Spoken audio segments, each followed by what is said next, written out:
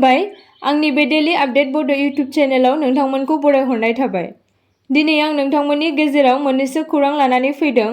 आं आसा खालामो नोंथांमोना भिडिअखौ जोबजासिम नायलांगोन आरो लोगोसे चेनेलखौ साबस्क्राइब खालामनानै लागोन। दिनैनि मोननैसो खौराङाव दङ।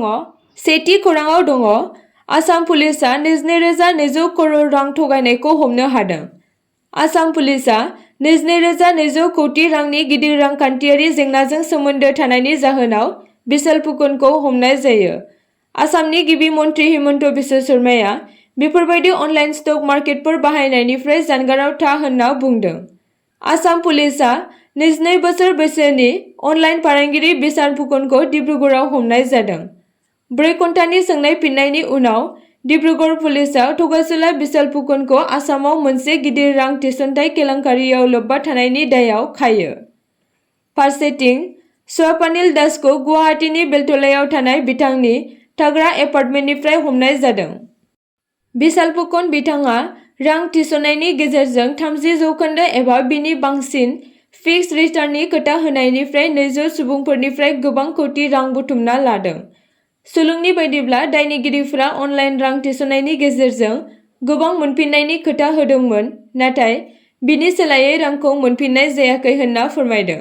स्टक मार्केटत बिनियोगৰ নামত যিসকলে টকা পইচা লৈছে, মই সাধাৰণ ৰাইজক জনাব খোজো যে এনেকুৱা কোনো ব্যৱস্থা নাই আৰু নোটাৰী পাব্লিক কৰি যি বোলে আমি ইমান % সুদ দিম, এনেকুৱা এই ধৰণৰ ঘটনা একেবাৰে প্ৰবঞ্চকৰ কাম, ফাঁকিবাজি কাম। যিসকলে ধন বিনিয়োগ কৰিছে তেওঁলোকে নতুনকৈ বিনিয়োগ কৰা বন্ধ কৰিব লাগে। এনেকুৱা কোনো ধৰণৰ ষ্টক ব্ৰকাৰ আইনমতে তেওঁলোকে এনেকৈ ষ্টক ব্ৰকিঙৰ কাম কৰিব নোৱাৰে। এইটো একেবাৰে আইন বিৰোধী কাম। আজি পুলিচে একশ্যন লৈছে, অহা কেইবাটাও দিনত আৰু একশ্যন ল'ব। মই ৰাইজক এটাই অনুৰোধ কৰিম যে ষ্টক মাৰ্কেটত কোনোবাই সোমাব খুজিলে তাত ডিমেট একাউণ্ট খুলিব লাগে, তাত এটা পূৰ্ণ ব্যৱস্থা আছে। এনেকৈ ব্ৰকাৰৰ থ্ৰুদি ষ্টক মাৰ্কেটত যোৱাৰ কোনো ৰাস্তা নাথাকে। এই গোটেই ব্যৱস্থাটো এটা ফ্ৰড আৰু এটা প্ৰবঞ্চনা। ইয়াৰ পৰা সাধাৰণ ৰাইজ আঁতৰি থাকিব লাগে, নহ'লে এনেই বহুত টকা ৰাইজৰ ওলাই যাব। नैथि खौराङाव दङ थांनाय मैया चिरां जिल्लानि सिङाव थानाय बिजिनिनि 1 नं बेटागावनि देवकुरायाव सोरबा सिनाय मोनि सुबुङा माखासे गलाफोरनि दरजायाव असमिया हिन्दुनि बेरेखायै पस्टार सिथाबना गालांदों आरो एसामिसफोरनि सायाव गोख्रों धुमखि होदों। बे पस्टार बिलाइयाव लिरना फोरमायदों दि मिया मुस्लिमफोरनि सायाव इनाय अनागार खालामनायखौ नागार, नङाबा आसामखौ गोजोननाय गैयै थासारि सोमजिहोगोन होनना, आरो लिरबावदों हिन्दु मुर्दाबाद मुस्लिम जिन्दाबाद। बे जाथाया जायगानि सुबुंफोरनियाव दुंहाव थासारि सोमजिहोदों आरो बे जाथायखौ खोनाना जायगानि MLA अजय कुमार रय आरो पुलिसआ जाथाय थिलियाव सहैयो।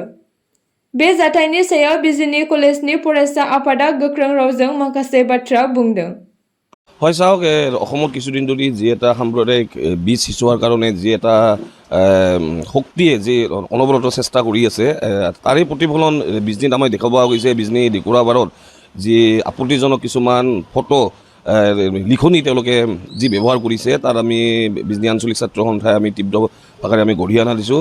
আৰু এনেকুৱা ধৰণৰ সাম্প্ৰদায়িক বীজ সজোৱা ব্যক্তিসকলক যাতে অনতিপলমে প্ৰশাসনে যাতে কৰায়ত্ব কৰে, তাৰ কাৰণে আমি বিজনী আঞ্চলিক ছাত্ৰ সন্থাই প্ৰশাসনক আমি 24 ঘণ্টা সময়সীমা বান্ধি দিছোঁ আৰু 24 ঘণ্টাৰ ভিতৰত দোষীক কৰায়ত্ব কৰি যাতে উচিত শাস্তি প্ৰদান কৰে তাৰ বাবে দাবী জনাইছোঁ।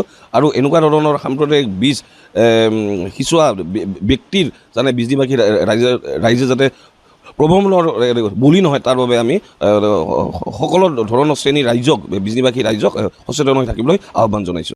थामथि खौराङाव दङ BTC सेक्रेटारियेटनि सिङाव 300निबो बांसिन जिरायनो खाबु गोनां 344 करोड़नि अडिटोरियाम काम कन्वेन्शन सेन्टार गायसननो अन्थाइ खाम्फा बेखेवदों बिटिआरनि गाहाय खुंगिरि प्रमद बर'आ।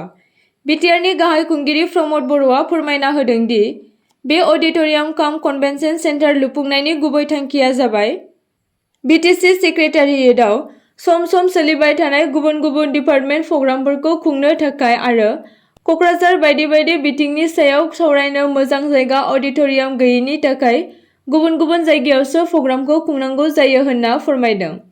आरो बे अडिटोरियामखौ गुबुन गुबुन जौगाथायारि सावरायनाय आरो मोजां आयदाफोरखौ बाहायनो हागोन होनना फोरमायदों। আজি বডোলেণ্ডৰ যিটো ছেক্ৰেটাৰিয়েট ইয়াৰ কেম্পাছৰ ভিতৰতে 300তকৈ অধিক মানুহ বহিব পৰা এটা ভাল অডিটৰিয়াম নিৰ্মাণ কৰা আছে আৰু ছেক্ৰেটাৰিয়েটত বিভিন্ন ডিপাৰ্টমেণ্টৰ মিটিং হয় লগতে কোকৰাঝাৰ টাউনৰ মাজমজিয়াত তেনেকা বহি পেলাই মিটিং কৰিবলৈ ভাল ঠাই নাই যাৰ কাৰণে কেতিয়াবা CIT কেতিয়াবা বেলেগ বেলেগ ইনষ্টিটিউশ্যনত যাব লগা হয় কলেজত যাব লগা হয় তো সেইকাৰণে আমি ইয়াত যাতে ভাল এটা অডিটৰিয়াম য'ত 300 মানুহ বহিব পাৰে আৰু any kind of seminar meeting workshop কৰিব পাৰে সেইটো ছেক্ৰেটাৰিয়েট কেম্পাছত বনাব বিচাৰিছোঁ কিন্তু সেইটো অকল আমাৰ ছেক্ৰেটাৰিয়েট বা গভৰ্ণমেণ্ট পাৰপছত নহয় সেইটো বিভিন্ন অৰ্গেনাইজেশ্যনবিলাক যিবিলাকে পজিটিভ বা ভাল মিটিং কৰিব যিসকলে কোনো নেগেটিভিটি নাই বা কণ্ট্ৰভাৰ্চিয়েল কোনো ইছ্যু নাই তেনেকা মিটিংবিলাকৰ কাৰণেও এই হলটোক ব্যৱহাৰ কৰিবলৈ দিয়া হ'ব এটা নিয়ম নীতিৰ মাজেৰে গতিকে আজি আমি আনন্দিত হৈছোঁ যে যোৱা 2-3টা বছৰত আমি যথেষ্ট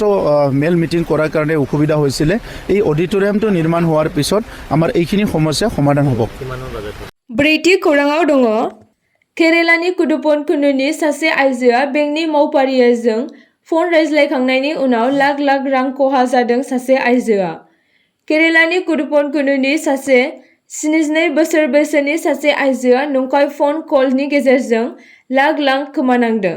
मिथिनो मोननाय बायदिब्ला रिजार्भ बेंक अफ इन्डियानि मावख'गिरि जानानै सोरबा सुबुङा आइजोनियाव फन खालामदोंमोन होनना आरो फन खालामनानै आइजोनि क्रेडिट कार्डखौ बन्द खालामनाय जादोंमोन होनना बुंदोंमोन। जेब्ला आइजोआ गावनि क्रेडिट कार्डखौ आनब्लक खालामनो नाजादोंमोन नाथाय दुथांफोरा आइजोनि बेंक एकाउन्टनिफ्राय 72 लाख रां खावनानै लायो होनना फोरमायदों। बाथि खौराङाव दङ एबसु आरो बर' थुनलाइ आफादनि थान्दै हान्जाया बिटिआर सोरखारजों सावरायदों। बिटिआरनि बाहेरायाव थानाय बर' बिजोंनि गुबुन गुबुन जेंनाफोरखौ आबुङै सुस्रांनांगौनि थाखाय दिनै बिटिआरनि गाहाय मावफुं सोद्रोमा प्रमद बर'नि दैदेननायाव दुलाराय बर' फरायसा आफाद आरो बर' थुनलाइ आफादजों बिटिसि सेक्रेटारियेटनि सेकेन्ड फ्ल'राव थानाय CM कनफारेन्स हलाव गुवारै सावरायलायदों। बे सावरायलायनायाव बिटिआरनि सोलोंथाइ बिफाननि डिरेक्टर जगदीश प्रसाद ब्रह्मआ बाहागो लायो। द'थि खौराङाव दङ फैगौ 2025 मायथाइनि बिटिआर बिसायख'थिखौ लानानै गोबां दुंहाव थासारि सोलिबाय थानायखौ नुगासिनो दङ। एबसुनि आफादगिरि दिपेन बर'आ बुंनाय बर'नि खौसेथिनि बाथ्राखौ लानानै बिटिआरआव जथाय सरकार दानायनिनो गोबां राजखान्थि हान्जानि दैदेनगिरिफोरनि सायाव सावरायलायनायखौ नुनो मोन्दों।